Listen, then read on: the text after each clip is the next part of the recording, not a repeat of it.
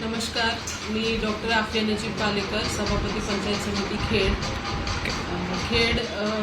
खेड तालुक्यामध्ये घनकचरा नियम 2026च्या अनुषंगाने प्लास्टिक बंदीचा कार्यक्रम राबवण्यात येणार आहे।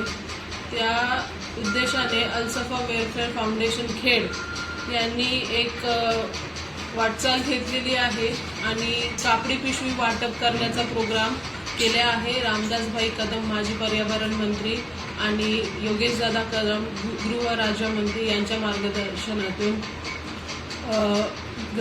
ग्रामपंचायत भरणे, ग्रामपंचायत भोसते, ग्रामपंचायत सुशेरी आणि ग्रामपंचायत भडगाव या 4 ग्रामपंचायतपासून आज आपण सुरुवात करणार आहोत। आणि पॉल्युशन कंट्रोल बोर्डमध्ये आपले सिद्धेशदादा कदम यांचा एक त्यांच्याकडे चांगला मार्गदर्शन झालेलं आहे।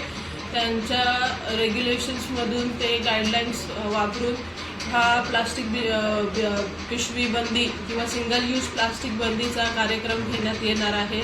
आपला खेड तालुका पूर्णपणे प्लास्टिक मुक्त होण्याचा हा अभियान आपण राबवणार आहोत।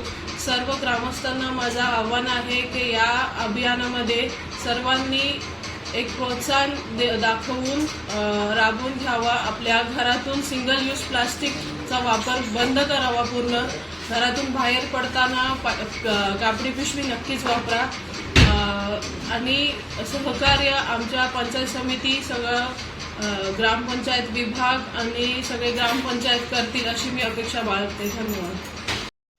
प्लास्टिक मुक्तीसाठी आम्ही आता खेड तालुका सभापती आफिया पालेकर यांना आम्ही निवेदन दिलेलं आहे आणि BDOंना पण दिलेलं आहे। 4 ग्रामपंचायत खेड, भोसता, सुशेरी आणि भडगाव या प्लास्टिक मुक्ती कशी व्हावी त्यासाठी आपण कापडी पिशवी वाटप करत आहोत। तसंच आपण शहराला लागत असलेली ग्रामपंचायत त्यांनाही करत आहोत। त्यांनी सांगितलं आहे की रामदासभाई कदम माजी पर्यावरण मंत्री यांच्या निदर्शनाखाली आम्ही सर्व काम करत आहोत। त्याच्या सिंहाचा वाटा आमचे लाडके दादा योगेशदादा कदम आणि